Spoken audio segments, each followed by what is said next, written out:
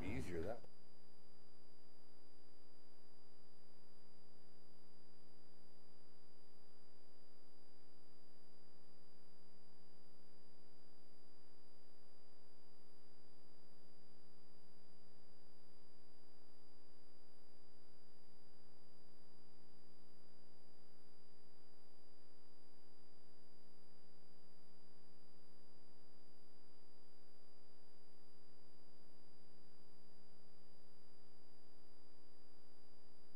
Commission meeting to order. Everybody have a chance to take a look at the minutes? Move to approve. Second. Got a motion second to approve. Any discussion? All those in favor? Aye. 31st, 2018 and June 7th, 2018. Is there anyone here who would like to comment on the creation of TIF District number 6?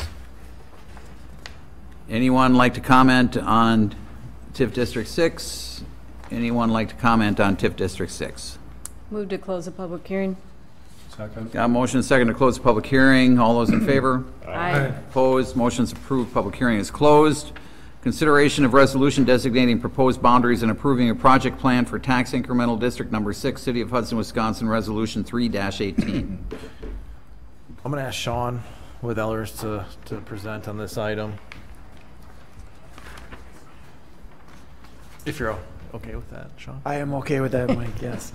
The handout, Mike, that I had earlier for the Joint Review Board, do we have, I think we had some extras, I'm hoping, of that. For my assistance, those on the Planning Commission, were any of you not on the Planning Commission a year ago when the city created tax increment district number 5? Or was everybody on? Everyone. They all were. Everyone was Same members. Great, great. We went over something similar when we talked about District 5 last year, but I'll take a few minutes, Mayor, if that's okay, to go through this handout. The first couple pages on page number 3 and 4 is a little bit about how tax increment works, and I'll just real briefly, since you've heard this or some of this before, what we're looking to do is pick an area within the city. The area, in this case, is the historic downtown area, and we'll get a little more into the specifics in a second. What we're looking to do is take that area, which in working with the city, we've put together the map. That area has a current taxable value to it. That revenue from the taxes from that value go to all the taxing jurisdictions currently. With the creation of the tax increment district, any new value created up and above the current value or the base value will be a revenue stream that the city is able to use to pay for project costs associated with trying to get additional development and redevelopment going in the historic downtown area. So it's that increment value, new value generated up and above the existing value that's there that the city would capture and be able to direct that revenue to pay for project costs. Now the project costs, if you go over to page 4, that are eligible under the statutes judging the tax increment law are pretty wide ranging, from infrastructure related costs, so street, sewer, water, storm sewer, all the way to what are under tax increment law called cash grants or development incentives. So there's a lot of flexibility in terms of the types of costs, pending what the city believes is necessary to try to achieve the goals of a particular tax increment district. Okay. So that's just a little bit of background about using tax increment financing. Now, the next couple of slides are all about proposed tax increment district number 6. And I believe, just as a secondary reference, that the Plan Commission members have the project plan too. So we'll have that as a reference as well. The handout's more of an executive summary, but I think it hits on all the elements of the current plan. If you go to page 5, page 5 includes a map of the proposed tax increment district. And the district itself is categorized as a mixed-use district. There's a couple different types of districts. District number 5 that we created last year on the St. Croix Meadows site, That was a blight elimination district. Based on the current status of the property out there, that was the best fit for this that district. A mixed-use district is a district trying to incentivize or encourage development or redevelopment in the areas of industrial, commercial, or residential. And the area that we're proposing to put into District 6, we need to at least have 50% of the property that hits one of those zoning areas. This is more in the 65% range, so we're well above that 50%. The big picture purpose and goal of the district is promoting development and redevelopment that isn't otherwise already occurring in the historic downtown area through a combination of incentives and infrastructure improvements. And long-term, out of this tax increment district, what we'd like to see is an increase in the tax base from the historic downtown area, because ultimately when the TIF has achieved its goals, that increment value comes back and becomes part of the tax base of the city's general tax base, county, school district, and tech college in the long run. And we're also looking to create additional employment opportunities in the historic downtown area. Now, per the plan, what is expected to be accomplished in order to achieve those purposes and goals? On the right side of page 5, you'll see a preliminary list of the types of projects that are expected to be implemented as part of tax increment district number 6. We expect there'll be cash grants for redevelopment and business incentives associated with this plan. Some element of the 2nd Street reconstruction will be charged to tax increment district number 6. Waterfront upgrades and improvements. I think the Plan Commission and the Council had a more defined letter or memo from SEH recently that I think outlined more of those specifically. Additional stormwater, parking, and potential meter upgrades and improvements in this downtown area. All total, we had cost city component of that as well. And one thing I'd like to highlight, when we put project costs in a project plan, that allows the city the option, should it make sense, to use the TIF as the financing vehicle for those projects.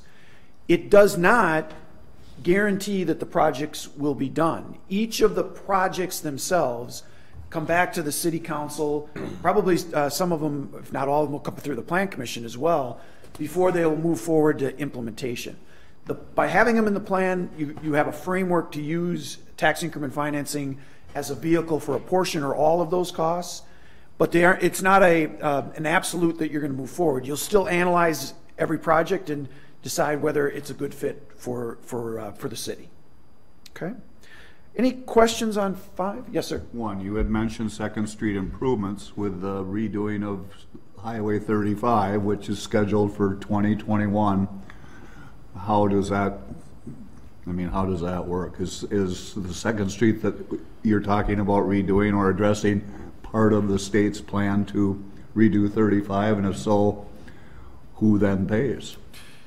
Generally, the state pays for 50% or half of those projects. In this case, the state will be paying for the traffic lanes, is what we understand. So the area that's traveled is what the state will pay for, and then the city is going to pick up the parking lanes, or the parking lanes on both sides. So what we'll do, this won't pay for all of it, obviously, but it helps, offset some of those costs that we would just otherwise have to bond for. So the state is not assuming the cost of that then? Oh, no, the city has a substantial investment included in utility work and in actual street infrastructure. Yep. Thank you. All right, if we move forward to page 6 on this handout, I wanted to highlight a preliminary scope of where we see that increment value being created. So what you see on page 6, and this page is also in the project plan itself, is the city's been looking into this for some time, and as they have been viewing it, I think actually the possible creation in this area of a tax increment district, Mike, goes back to the 2009 comp plan, I believe. But as we've explored it over the last 6 months or so, maybe even a little longer than that, there's been a couple projects that you see here that have come to light as possible projects in the event that a tax increment district is created. So we see, you'll see there, River City, FLAS / business incentive, Girard, and then other future developments. The implementation phase of the tax increment district is the first 15 years of the 20-year maximum life.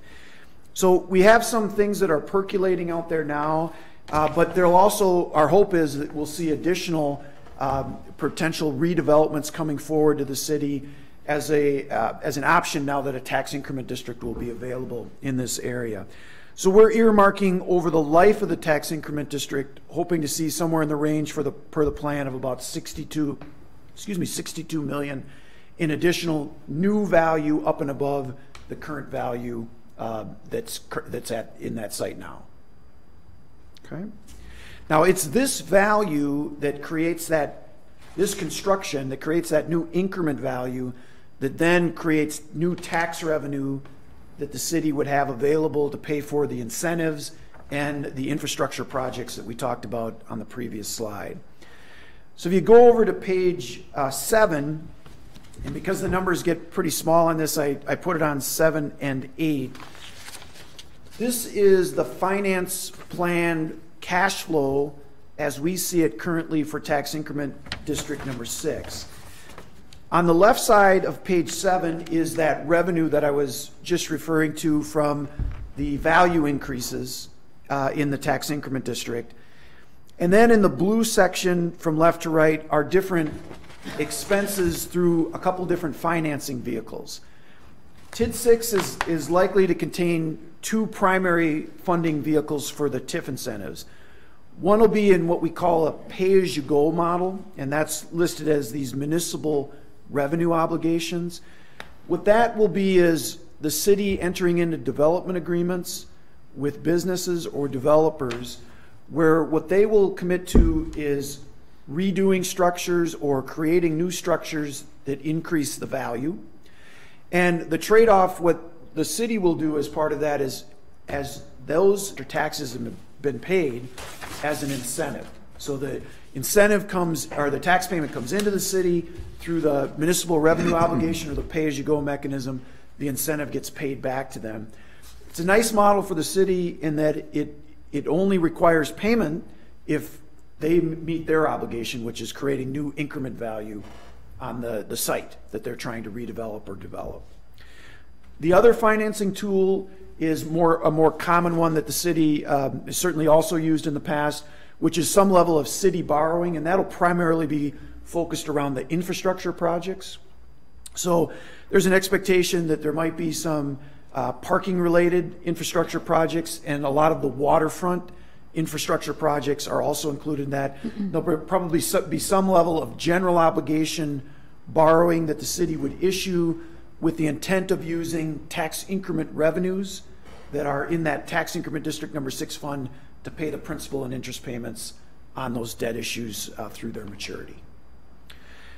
Overall, with the current model, if you go to page 8, we're expecting to have this district likely run out through the maximum term of 20 years based on the current projections. As I'd mentioned before, there's a 15-year period where the city can incur costs and charge it to the TIF fund.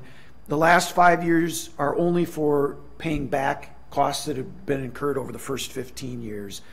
So based on the current projections, we're looking at about a 20-year life for this district.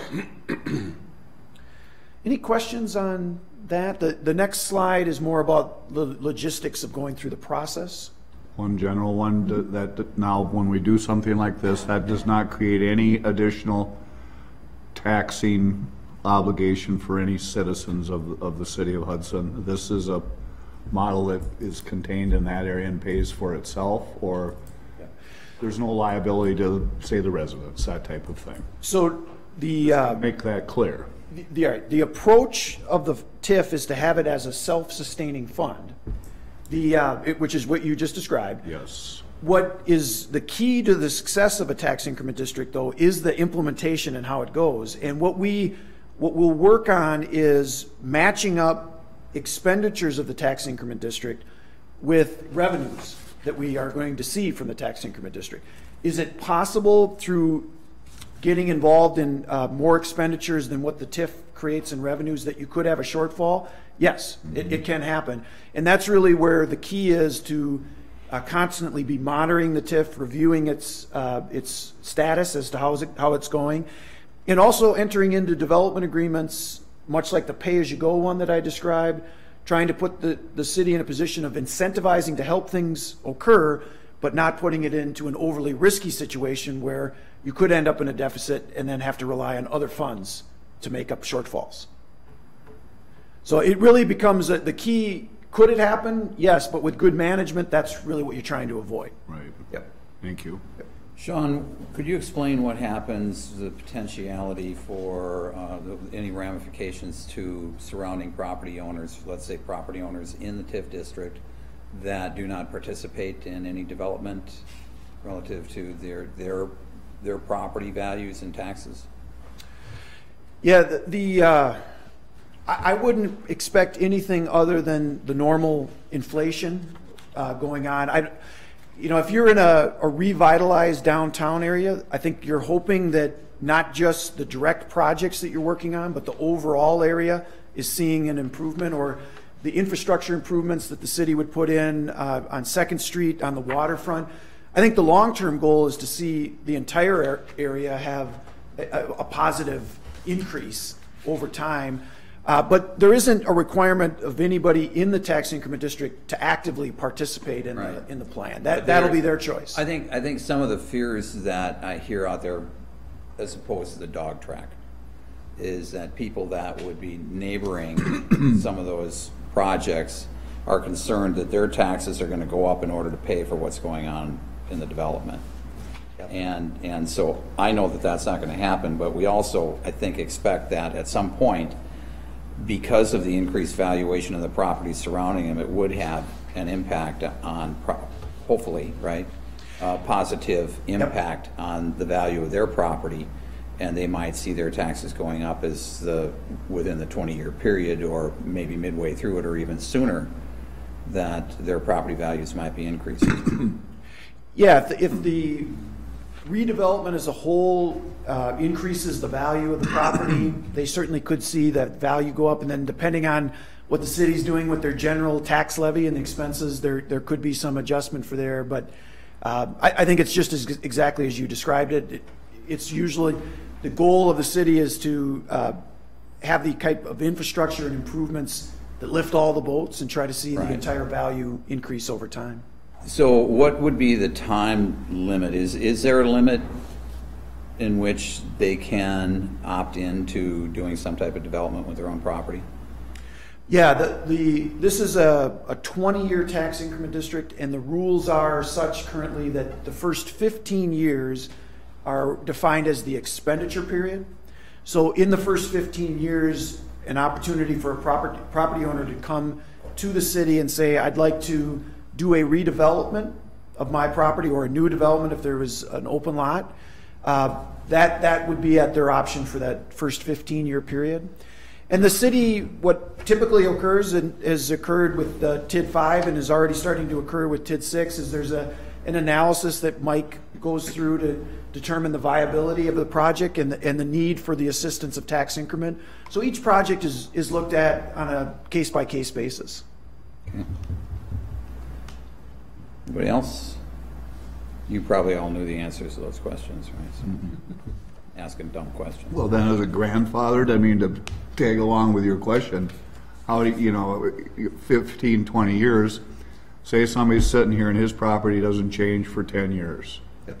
So, I mean, will his taxes then just be going up incrementally like everybody else that's out of the district, or will he be subject to the increase in value that you're saying? I think that's what I want to know is where are they going to pay an accelerated tax rate because they're in this district versus out of it? Gotcha.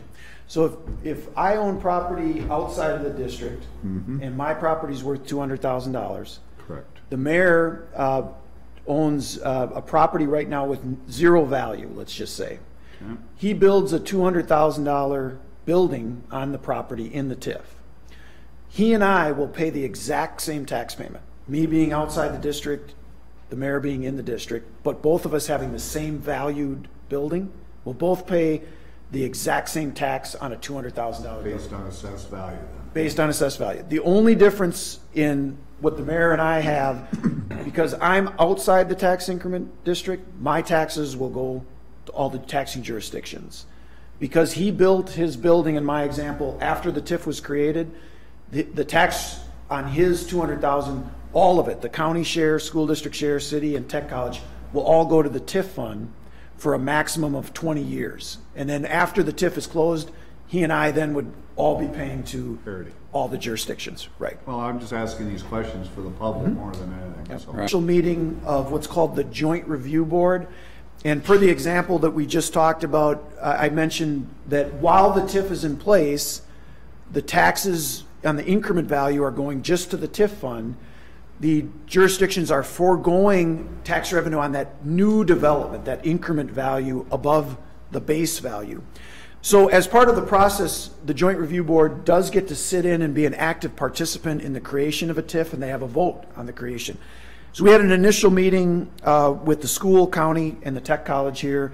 The mayor recommended a fifth member, and she was approved. Judy Kelly. Judy Kelly was the approved at-large public member. Right. Step two is our. On the other one too. Yep, she did on TID 5 as well. Yep. Step number 2 is the 7 o'clock Plan Commission public hearing, and then you have a resolution that you can act on moving the plan forward to the City Council. Based on the current timeline, July 9th would be the date that the City Council as a whole would take up Tax Increment District number 6. And we did set a new meeting for our second meeting for the Joint Review Board on July 24th, I think it was. So that was set, again, pending your action tonight and the City Council action. Mary Claire?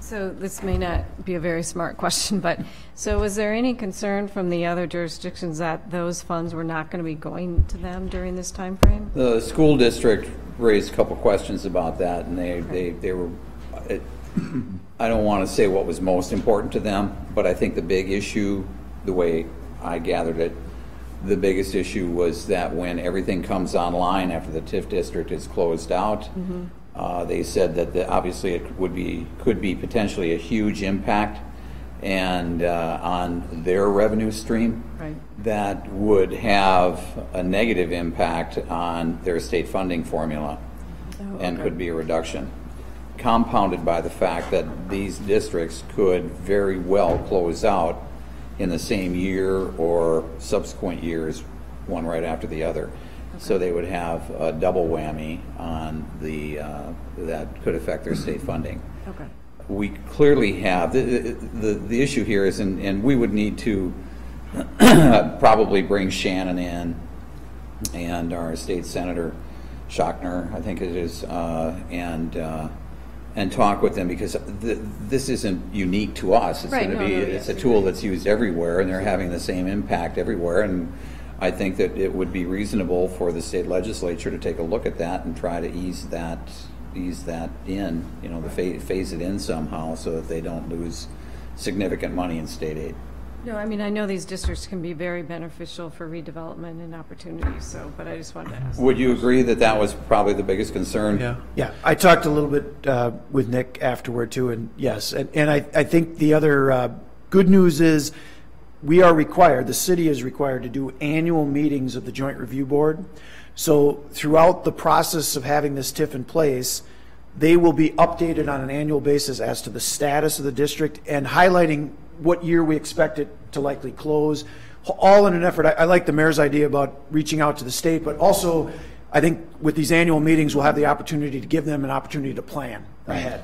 And also we will be meeting with the school board July 9th to Sean and I to answer the questions that they have. I guess I won't be there. As well, and the mayor. Okay. Our earlier TIF districts have been very good.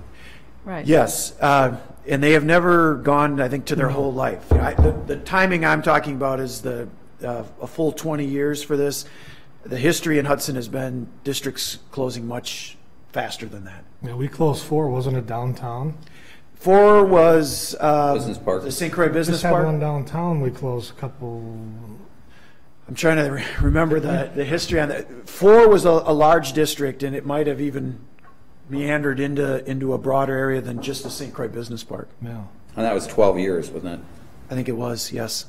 So I think it's also important to note, this came out today in some of Nick's questions, that this district, the map itself for the district is considered in our comprehensive plan that was done back in 2009. So there was an expectation back then that this was going to happen with that pretty much the same geography, right? Yep, took the exact boundary from Planning District 1 in the comp plan, and that's the boundary that we're considering. Yeah. There were some plans brought forth back then that actually asked for the creation of that, and plans failed, but it was all talked about. The hotel complex down there, if you remember all that. Oh, yeah, yeah. Bad timing. Well, that was a timing issue, but it's not our issue, but. 2008, that's what came out. 2009. It was, that's right. Yeah. Yeah, it was Well, we- 2008, 2009. Yeah, I remember that. Yep. Looking for a motion to move this forward to the Common Council then, Right. or I would Are you make, done, Sean? I am. Sorry. Thank you. Okay. Mary I would Clark? make that motion. And I will second it. Got a motion and a second for approval, send it on to the city council. Any further discussion? All those in favor? Aye. Opposed? Motion's approved. Discussion and possible action on, let's see, Public hearing. oh, I'm sorry, public hearing, that's right. Public hearing on an application for conditional use permits for filling and grading within a slope preservation zone, NR 118.07 sub 05 and City Code 255-18, and structural erosion control measures in a slope preservation zone, NR 118.07 sub 6 and City Code 255-18 at 109 2nd Street, River City Center, LLC. Is there anybody here that would like to comment on this? Anybody that would like to comment on this? Anybody that would like to comment on this? I move we close. Second? Got a motion and a second to close the public hearing. All those in favor? Aye. Opposed? Motion's approved. The public hearing is closed. Thank you, Sean. Discussion and possible action on an application for conditional use permits for filing or for filling and grading within a slope preservation zone, NR 118.07 sub 5 and City Code 255-18, and structural erosion control measures in a slope preservation zone, NR 118.07 sub 6 and City Code 255-18 at 109 2nd Street, River City Center, LLC. I'm going to request that consulting city engineer Dave Schofield provide some context to this discussion, as well as what the necessary approvals would be for this to move forward. Hello. We talked a couple of months ago on Monarch Flaz on a couple of similar issues. On this project, there are 2 conditional uses that have been requested. There's also some variances that are dealt with by a different body, the Board of Zoning Appeals. But the conditional uses are for the filling and grading within a slope preservation zone and the erection of structural erosion control measures. So at the south end of the building, of the River City Center, there is a area that I believe used to be owned by, or at least used by the yacht club. And they, in that area, there's 12% slopes, mostly east of the, kind of directly south of the building, kind of on the east end of that lot. There's an area where it slopes up and there's an existing retaining wall. And then right alongside the building as well. So there's areas that are above 12% slopes that are technically part of our slope preservation zone. They're proposing to disturb those slopes for the purpose of constructing a parking area, additional parking in that vicinity, as well as a dry land access to the building from Buckeye Street, so that they have ingress and egress from the structure when it's at flood stage. In addition to the disturbance, they're also proposing to construct 2 retaining walls. The first is between the essentially the existing upper parking area and this proposed lower parking area. So essentially directly from the south edge of the building straight out to Buckeye Street, there's a proposed retaining wall. And then there's a retaining wall in the front of the building, the back of the building, in this case, facing the river, where this dry land access is being proposed, has to be elevated to a certain elevation to meet floodplain requirements. And in order to get down to existing grade, there has to be a retaining wall in that vicinity too. I'm interpreting retaining walls as structural erosion control measures. You could theoretically put a grass slope there, but it wouldn't stay for very long. So, What's the retaining wall that's there now? Where will that go? That'll be removed. That'll be removed. Correct. Yep. So those are the two conditional use permits. The plans that Ayers and CEI have prepared, I believe, do an adequate job of protecting the riverway from sedimentation, from all the things that they're concerned about with the riverway. The one item that I did make mention of in my conditional approval was that the retaining walls themselves have to be naturally colored and as visually inconspicuous as possible. So, you know, they can't be gold trimmed, some sort of a weird color. I wouldn't imagine that would be the intent anyway, but that was one of the conditions that I had recommended in the staff report. Any questions?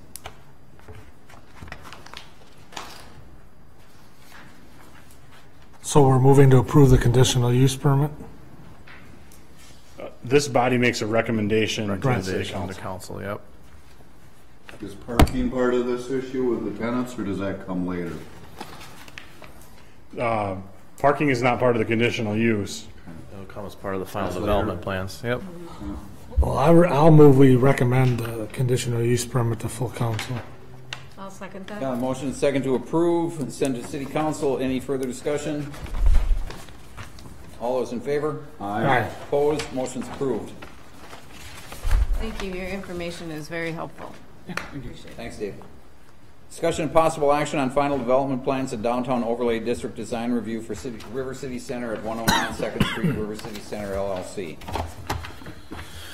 Well, we haven't heard from the applicant yet, so I think it might be worthwhile for you guys to kind of give an overview of what it is you're doing or proposing to do.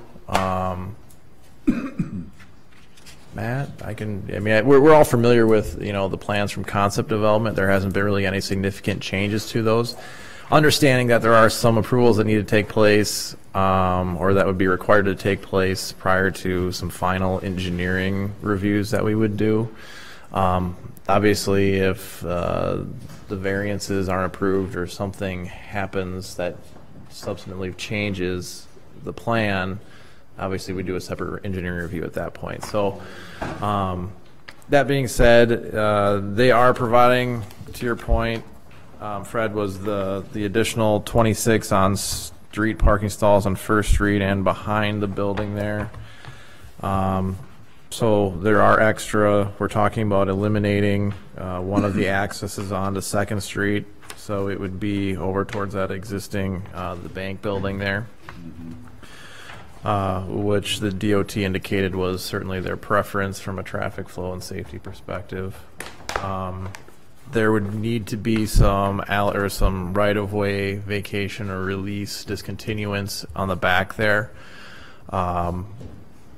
And that's being worked through with city attorney and myself, as well as their legal counsel. Other than that, obviously, this is all contingent upon those other approvals. Again, I would recommend approval if we can satisfy all those criteria. Mary Claire? Did we change, I remember at the last meeting, we talked a little bit about the look of the side that faces the river. Did you come back with any other thoughts or ideas or suggestions on that? We've had considerable discussion about it, and we are working on it. There's a couple of things that we think will help. The railing design, as well as we're talking about whether some planters and some greenery might be welcome.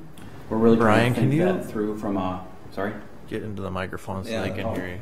Sorry. We're really trying to think it through. Lynn is here from the management company snow removal, ice, all that fun stuff. Understand So it's still being worked on, but, you know, I'll make my same statement. We'll meet or exceed your expectations. And then And I took those comments to heart, so.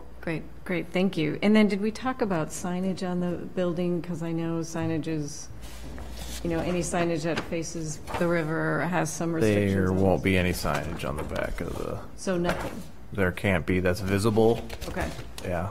okay. And David, correct me if I'm wrong, but that's, Okay, thank you. Okay. Well, it's an exciting project, I'll have to say that, to see some great improvements, so thank you for that. We unfortunately have a few hoops that we have to jump through, so we'll be back. But what's a project without a few hoops? Yeah, this one's been interesting. Thank you. Thank you. Do we have a motion? So moved with the staff recommendations, please. Got a motion, a second for approval. Any discussion? All those in favor? Aye. Opposed? Motion's approved.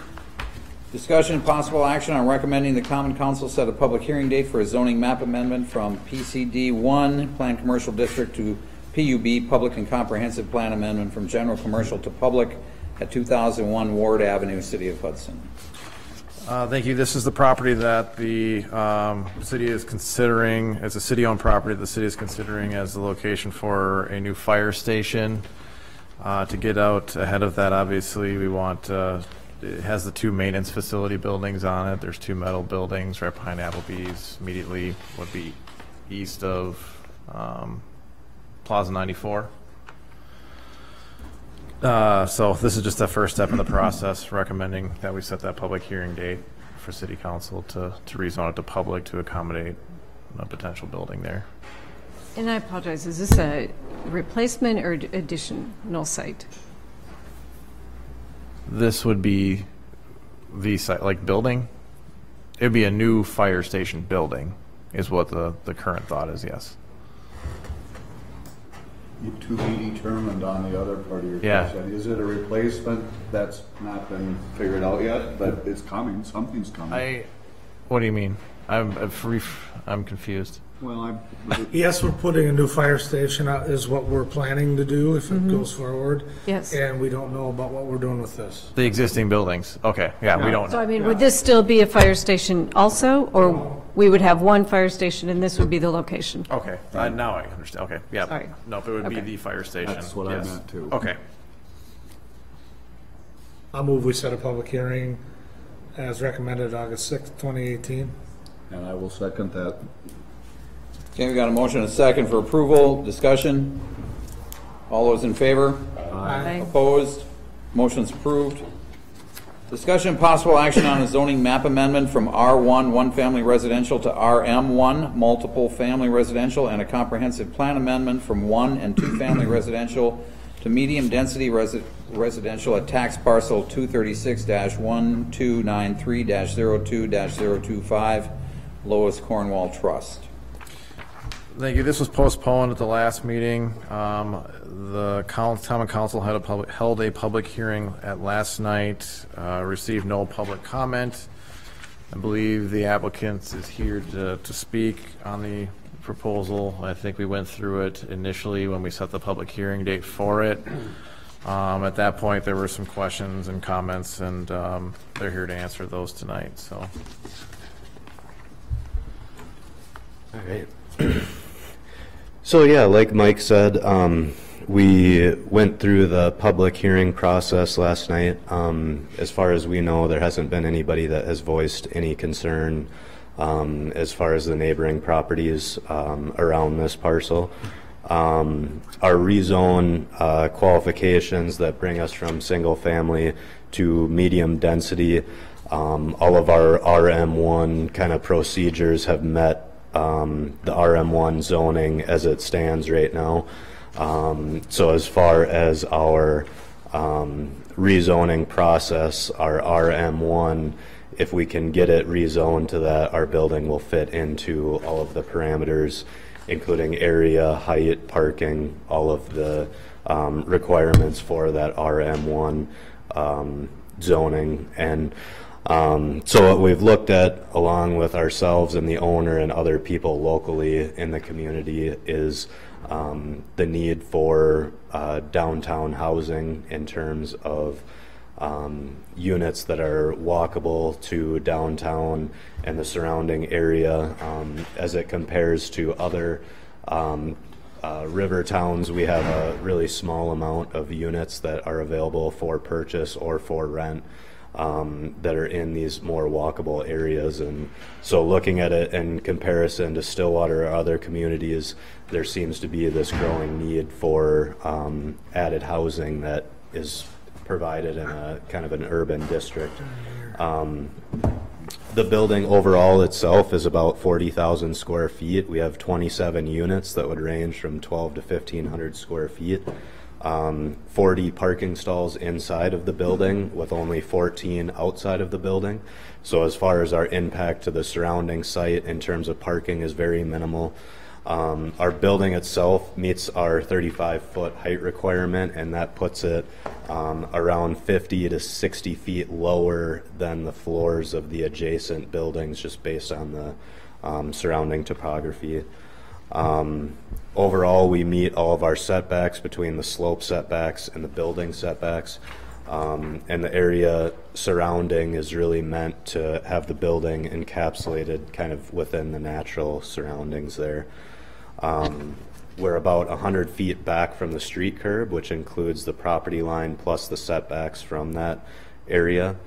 And just overall, kind of our big picture plan for this is to accommodate people that are looking to live in the more downtown area, still provide ample parking and ample size of unit accommodations that can be part of the downtown community and help grow and establish the downtown as what it has become.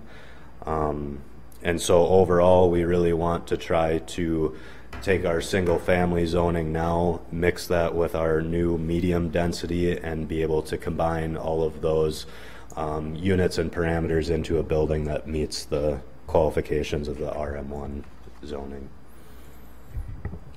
I will state my concerns again about this project.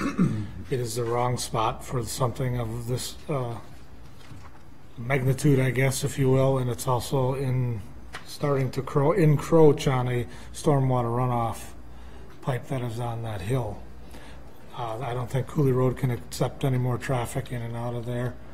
And I just think it's the wrong project at the wrong point and wrong place in town. So I will not support it. I was the one that said to go to the city council, and unfortunately for you, I share Randy's analogy of that across from one of our most pristine parks. I wish Pat were here tonight because he knows the history of that lot better than any of us here. That's an old dump. That's a stormwater. Comes right into that thing. He actually thinks it's unbuildable, but we don't know that, but that's neither here nor there. It's just we'd rather see a single family residential to preserve the nature of that whole flow and area through there and not create traffic and whatever in that spot. It's a busy, traveled, heavy spot that doesn't need any, and I know it can handle it, don't get me wrong, but it just doesn't need any trouble. That's my personal feeling. I may have missed it. Is it market rate apartments? Is it? No, it would be scheduled for sale units. For sale? Yeah. Condos. Oh, I'm sorry. I thought Yeah. they were apartments. Okay. So, and in terms of the stormwater management, we've worked with Auth Consulting as far as putting together the preliminary plan for that, and there is a large amount of stormwater that comes to that site. The availability of stormwater chambers and rerouting of that system is definitely a possibility. And so in terms of the stormwater management on that site, there's definitely ways that can be mitigated and surrounded. There's certainly cases that are surrounding Hudson that have been in similar situations that have been able to reroute that system and everything. So stormwater, we feel confident in will be addressed, and that's a concern, but that's something that can be addressed. I'm also concerned about the traffic up there. I mean, we've rerouted traffic up there, westbound Minneapolis traffic, when we did the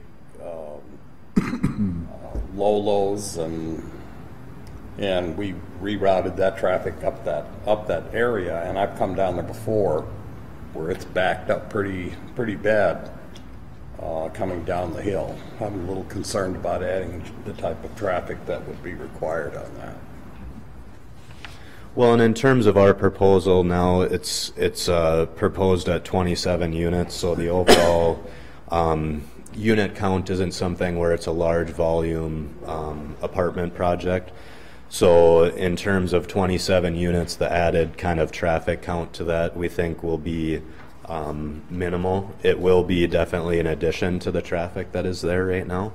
But if we look at that comparatively to the other apartment buildings and office buildings that are along Cooley Road, we believe that the 27 units should be a fairly small impact on the overall cars. And I believe on Cooley, the overall cars traffic per day is, I think, 8,100 per day as it sits right now. So when we look at that compared to 27 units, it seems like a pretty small impact on that, albeit an impact on it. So.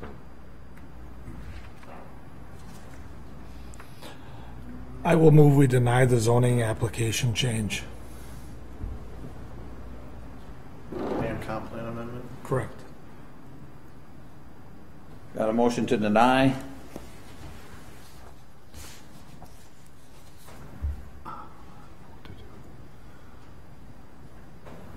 I'm not for it.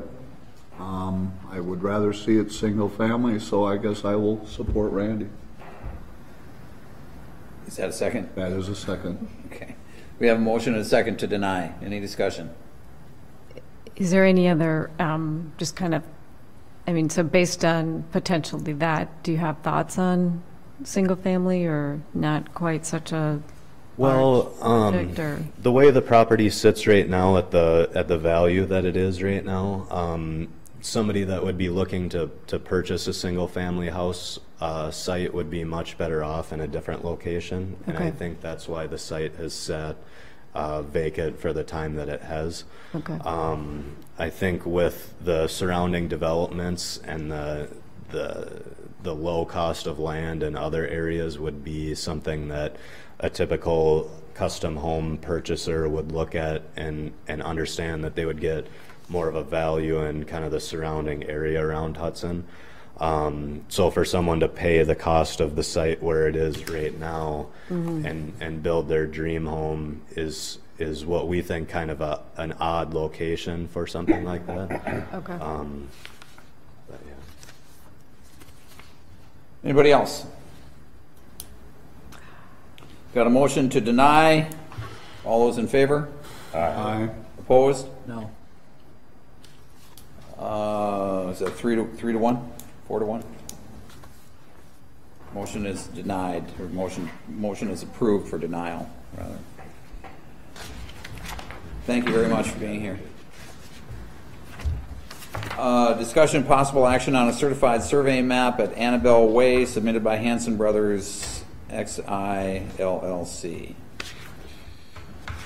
Included in your packet is the legal opinion, or we sent that out here today.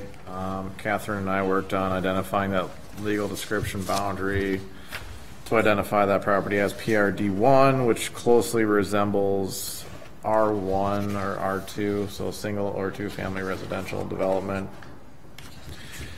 Staff recommendation remains the same, and that's to move forward with it with the conditions that the easements are shown.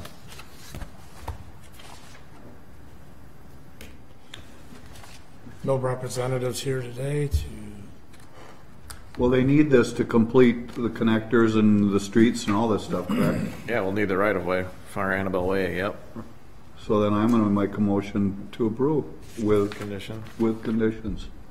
I will second that. That is multifamily. This has nothing to do with multifamily at this point. All it is the subdivision of the property. I'm sorry, so we have a motion, was there a second? Motion, a second. Further discussion? All those in favor? Aye. Opposed? Motion's approved. I've got nothing, anybody? Signs and Yeah. Yeah. And I will also say, I don't know if it needs to come here, but in public safety, we'll be tackling an issue of pedestrian crossing on 11th Street and Cooley. Okay. So it may come here. The bridge. We Yeah. got our traffic counts back on that. That's, and Glenn's It's putting it in getting the worse. report. It's terrible. Yeah, yeah. What So, about downtown on, just say street right next to us in Main Street, when the lights turn green, the people dawdle across that intersection to the point where it impairs traffic. I mean, cars can't move. Yeah. The people are just, and then you get somebody that's kind of late to the light that starts after everybody else is across. I mean, basically, they can shut that intersection down. I mean, I see that as a perennial problem that's not going to go away, but how do you fix it? yeah, we're looking at, we'll upgrade the lights. I'm looking at doing some kind of bump out treatments. We can't do it there on the lighted intersection, but we're trying to do a number of different things down there in coordination. Calming. Well, And we're trying to do that in coordination with that 2021 project that we talked about earlier. Whatever we can do, we're looking at. I mean, I think it's like something like 14,000 cars a day. Thank you. Well, the other thing is when somebody wants to turn left to go down to, say, to Dix or Pier 500 off the main drag, Yep. the smart guys go around that car that's turning, but then there's always one that parks behind it and then stops the whole thing and they back up. Oh, yeah. Are they gonna, Well, part of it is at our some point in parking. time, address that or have a turn Yeah. lane or something? We'll have to do turn lane. No, what we're going to have to do is probably look at the space between the last parked car before an intersection, because our cars are parked so close to the intersection corners, Right. you can't see, and then I think then that creates a problem when you're headed onto one of the streets off a second. So when you turn on, and then oh, there's a parking spot, I'm gonna try to get in it. So I don't know if you can correct people's behaviors other than try to make it as safe as possible. No, you can't. Well, no, I'm just, the only reason the issues come up is because it impairs traffic movement, both instances. And as that area gets more crowded, it's going to become a bigger problem. Just one public safety thing maybe to bring back to your team. I mean, so the U-turns that people are doing right in front of Lolo, so, they can't go They are. west. I had this huge truck just pull right in front of me and goes up on the grass to do the U-turn. Wow. Right. So I don't know if your team can look at that or We something, can but certainly do that, but we were blocked quite a bit by the DOT and what we could and couldn't do. I know. Yeah, they still bring that up and aren't overly pleased. Yeah, and then he left because I was going to yell at him. But I mean, just right in the middle of traffic. Yeah, it's not. This is no left turn out of Lolo's. Trucks are doing it? No, I'm sorry. So he was on Highway 35, but he probably maybe didn't realize that you couldn't go east on 94. Your only option was to go west, so then he just does a U-turn right in front of me and goes right up on the grass. The construction. He But just I mean, it was set very across on the close bridge. it was right next to the office building there. Wow. And you can kind of see a path if you look on that grass there, that it's kind I'm of worn sure. out from, I'm sure there's a lot of U-turns. right. And he was a really big truck, and I'm not a big truck. So I'm just like, thank you. All right. Is there a motion? Just to make sure the signs, I know we were busy, but keep that. It's still, yes. Move to adjourn. You guys done? I'll second that. So maybe we could just put that as item number C. The sign ordinance under unfinished We were business. gonna do a special work Any work discussion? session with just, I'm just keeping it on Ordinances. your burner, just the and we're gonna be here DOT for a too. while because it's gonna be, yeah, I'll bring some treats. please do. Oh, Like that. Guinness. Alcohol. Move to adjourn. I think we have. We already got that, but we were discussing whether we should adjourn there. Agreed. Yes. Okay, all those in favor? Aye. Opposed? Motion's approved. We stand adjourned. Thanks, everybody. Thought we were gonna have to call the ambulance over here. This guy's.